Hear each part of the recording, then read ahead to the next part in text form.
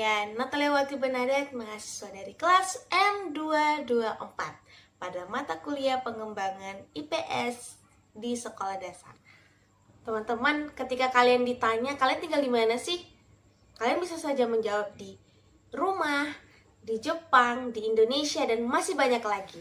Tetapi, kita sama-sama tinggal di bumi.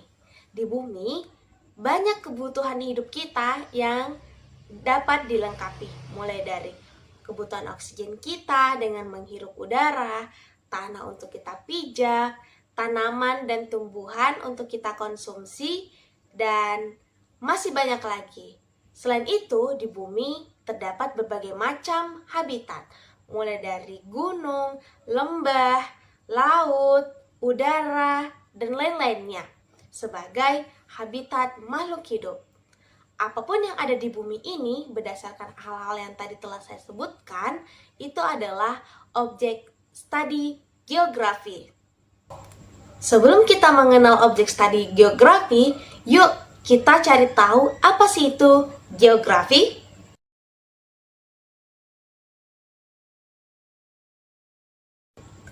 Dalam bahasa Yunani, geografi dibagi menjadi dua kata, geo dan graphein. Geo artinya bumi dan graphein artinya tulisan. Jadi, geografi adalah ilmu yang mempelajari tentang bumi dan isinya, termasuk batuan, badan air, cuaca, iklim, flora, fauna, dan manusia, dan juga mengenai interaksi seluruh unsur tersebut.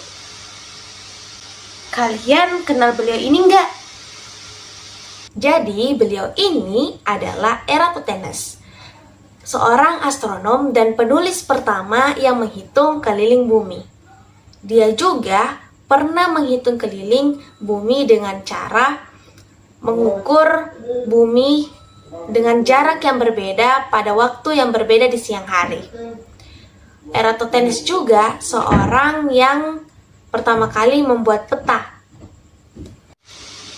Pada objek studi geografi terhimpun seluruh komponen-komponen yang ada di bumi, mulai dari lautan, udara, lembah, laut, manusia. Dan juga ada banyak sekali mengenai objek studi geografi. Tetapi pada saat ini dijelaskan bahwa objek geografi dibagi menjadi dua. Yang pertama, objek material yang terdiri dari gunung, laut, dan manusia. Lalu ada objek formal, merupakan cara pandang atau pendekatan yang diambil untuk mempelajari material tersebut. Pada objek material terbagi menjadi 5 sfer. Maksudnya, yang pertama, litosfer, biosfer, atmosfer, hidrosfer, dan yang terakhir antroposfer. Pada litosfer membahas tentang lapisan batuan dan tanah yang ada di bumi. Jadi bisa dikatakan litosfer adalah daratan. Selanjutnya ada biosfer, membahas tentang flora dan fauna yang hidup di litosfer, hidrosfer, atau atmosfer. Jadi biosfer itu identik dengan hewan dan tumbuhan. Selanjutnya ada atmosfer, merupakan lapisan udara yang di sekitar kita, tempat munculnya awan-awan dan cuaca itu loh. Lalu ada hidrosfer, badan air yang ada di bumi. Dan yang terakhir, antroposfer, manusia dan semua aspek kehidupannya.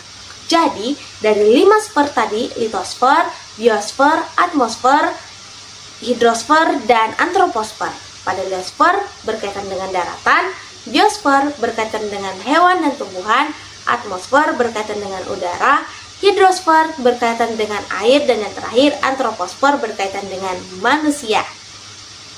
Nah, selanjutnya ada yang namanya objek formal.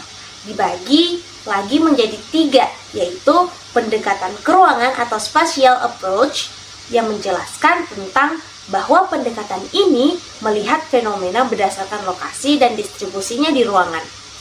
Lalu ada pendekatan yang kedua, yaitu pendekatan ke lingkungan, ecological approach, Jadi pendekatan ini fokusnya itu pada hubungan antara makhluk hidup dan lingkungannya.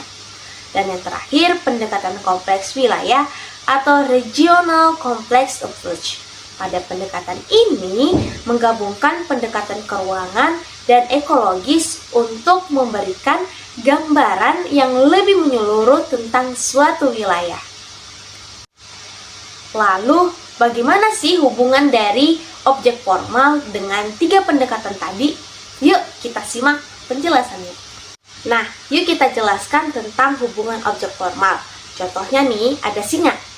Jika di biologi, singa itu dibahas tentang organ-organ dalam tubuhnya. Tetapi, jika di geografi, singa tersebut akan dibahas bagaimana singa tersebut menyebar di berbagai daerah yang ada di Indonesia.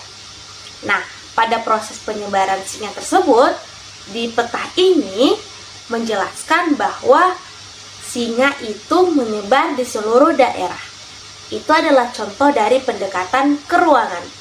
Selanjutnya, dipertanyakan pada penyebaran singa tersebut di seluruh daerah di Indonesia, apakah singa tersebut merusak atau malah memperbaiki lingkungan sekitarnya?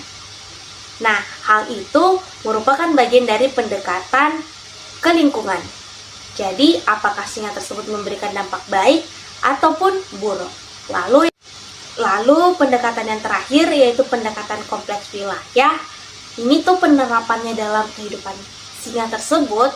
Singa itu berinteraksi dengan lingkungan sekitarnya, hewan-hewan yang ada di sekitarnya, menggabungkan mulai dari penyebaran di lingkungan maupun dampak singa tersebut ketika dia berada di sebuah lingkungan yang merupakan habitat singa tersebut.